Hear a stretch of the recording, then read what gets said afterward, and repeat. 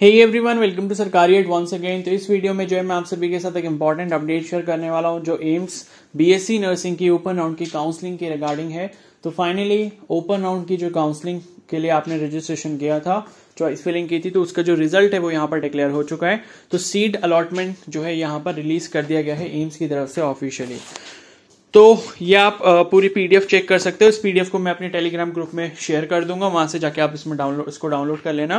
तो the open round of seat allocation for BSc honours nursing courses at AIIMS New Delhi, जितने भी AIIMS हैं वो सब has been done on the choices made by eligible candidate from 14 to 19 of September. ठीक है, तो यहाँ पर आपका रोल नंबर लिखा है, ओवरऑल रैंक लिखी है, उसके बाद कैटेगरी है, फिर यहाँ पर आपको अलॉटेड इंस्टीट्यूट दिया गया है। ठीक है, तो जो भी आपको इंस्टीट्यूट अलॉट हुआ है वो उसके बारे में यहाँ पर लिखा है।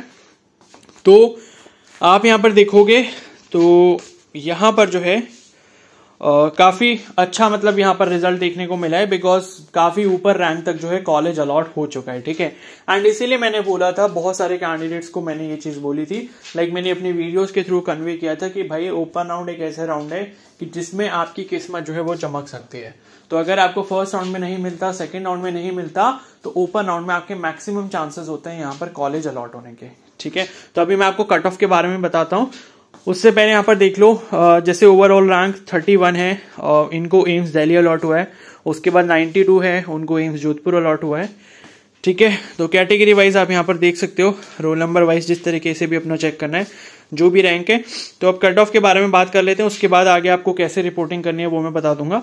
तो यहाँ पर ये नीचे कट ऑफ दिया गया है। तो इसमें यूआर की जो कट ऑफ गई है वो गई है 1846, यानी कि 1846 रैंक तक जो है जनरल कैटेगरी में सीट अलॉट हो गई है।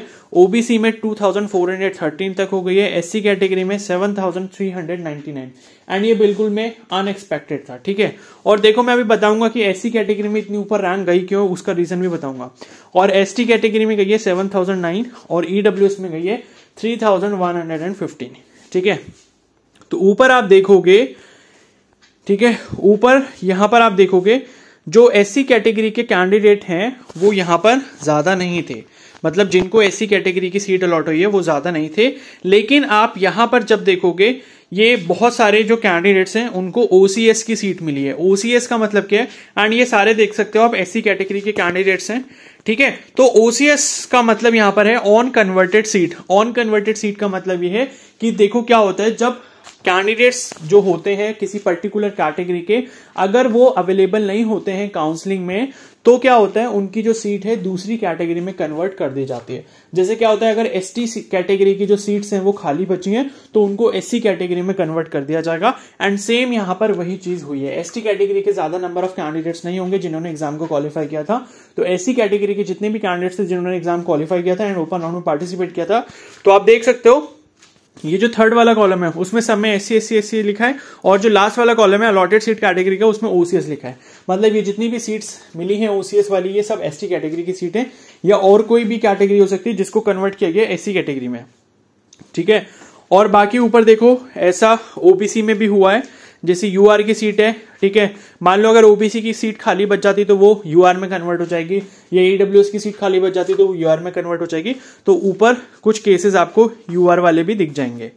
ठीक है, तो इस वजह से यहां पर जो है इस बार कट ऑफ इतनी ऊपर गई है, और ईडब्ल्यूएस में 3115 गई है। ठीक है, तो ओवरऑल ये है कि मैंने तो बोला ही था कि आप ओपन राउंड में जो है ट्राई कर लो, बिकॉज देखो ये है कि जब आपके पास बैकअप ऑप्शन नहीं होता तो ये बेस्ट ऑप्शन होता है कि ओपन राउंड में आप अपनी किस्मत को आजमा लो, बिकॉज यहाँ पर सबसे ज्यादा चांसेस होते हैं आपके कि भाई आपको सीट अलॉट हो जाएगी। ठीक है, और उसके बाद है ठीक है, उसके बाद मैं बता देता हूं कैसे आपको रिपोर्टिंग करनी है, कब तक करनी है। तो ये लिखा है कि all candidates who have been allotted a seat at any aims in the open round of seat allocation are required to report to allotted institute by Saturday 30 September 2023 up to 1 PM. Contact detail of nodal officer of respective institute is given at the end of this notification. ठीक है, तो 30 सितंबर तक आपको यहाँ पर reporting करवा लेनी है जाके। तो अब जिसको भी जो इंस्टीट्यूट अलॉट हो गया है और अगर आपको रिपोर्टिंग करनी है तो जल्दी से अपनी टिकट्स ढूंढना चालू कर दो, टिकट सर्च करो, वरना टिकट्स नहीं मिलेंगी। ठीक है, और जिसको टिकट्स नहीं मिल रहे फिर तत्काल में बुक करना है, या फिर जिसको फ्लाइट में जाना है वो उस तरीके से जो भी मैनेज करना है, तो अभी से उन सब चीज को देख लो जितना जल्दी हो पाए। तो 30 सितंबर दोपहर 1 बजे तक जो है आपको रिपोर्ट कर लेना है। और मैं आपसे मतलब रिक्वेस्ट यही करूंगा कि आप कोशिश ये करो कि 28 तक जाके वहां पर एडमिशन करा लो। ठीक है, ये नहीं कि आप लास्ट डेट का वेट कर रहे हो, 30 का वेट कर रहे हो, 29 का वेट कर रहे हो, आप 28 तक जो है अपना एडमिशन करा लो। आज 23 है और आप अगर 25 या 26 को भी निकलते हो तो आपका एडमिशन इजीली हो जाएगा। ठीक है, और उसके बाद यहां पर बाकी, ठीक है, बाकी ये लिखा है कि failure to report and join the above mention date will lead to forfeiture of ₹25,000। तो भाई अगर 30 सितंबर तक अगर आप एडमिशन नहीं करवाओगे तो 25,000 आपके गए। ठीक है, और ये जब आएंगे 25,000 तो मैं आपको इन्फॉर्म कर दूंगा। इसलिए जो कैंडिडेट ने पार्टिसिपेट किया था, तो जिनको सीट मिल गई है और जिनको नहीं भी मिली है, वो सभी क्या करना, चैनल को जरूर सब्सक्राइब कर लेना। ठीक है, और उसके बाद ये आपके लिस्ट ऑफ डॉक्यूमेंट्स हैं, वही सेम है जो फर्स्ट और सेकंड राउंड में भी थे। तो चाहो तो इसका स्क्रीनशॉट ले लो, ये सब आपको लेके जाने होंगे। और ये आपके सर्टिफिकेट्स की डेट लिखी है, ये आपके नोडल ऑफिसर्स की ईमेल आईडी है, अगर कुछ भी कांटेक्ट करना है तो उनको आप कर सकते हो। ये पीडीएफ जो है मैं टेलीग्राम ग्रुप में शेयर कर दूंगा। और मैं आपको एक चीज यहाँ पर ये बताना चाहूंगा कि भाई यहाँ पर जितने कैंडिडेट ने ना पार्टिसिपेट किया हुआ है, ठीक है, ओपन राउंड में जितने कैंडिडेट ने पार्टिसिपेट किया है, आई थिंक मेरे अकॉर्डिंग उन सभी को जो है यहाँ पर सीट अलॉट हो चुकी है। बिकॉज आपने देखा होगा जो प्रीवियस पीडीएफ आई थी फर्स्ट और सेकंड राउंड में, तो उसमें आपके कुछ और भी एब्रीविएशंस लिखे होते हैं कि जैसे FCN यानी कि फील्ड चॉइस नॉट एप्लीकेबल। ठीक है, या मान लो और कुछ भी लिखा होता है। अब मैं श्योर नहीं हूं कि ऐसा हुआ है या नहीं हुआ है, बट अगर कोई ऐसा कैंडिडेट है जिसने ओपन राउंड में पार्टिसिपेट किया और उसको अगर सीट नहीं मिली तो मुझे एक बार कमेंट सेक्शन में जरूर बता देना। But most of the candidates को यहाँ पर मिल गई है, और ये अच्छी बात भी है कि चलो आपको इस साल सीट मिल गई तो आप अच्छे कॉलेज में जाने वाले हो। ठीक है, तो 30 सितंबर तक करना है। डॉक्यूमेंट्स की लिस्ट मैंने बता दी, बाकी इस वीडियो को यहीं पर एंड करते हैं। तो अच्छे से पढ़ाई करना वहां पे जाके, एंड जिसका इस साल नहीं हुआ वो नेक्स्ट ईयर के लिए अच्छे से मेहनत करो।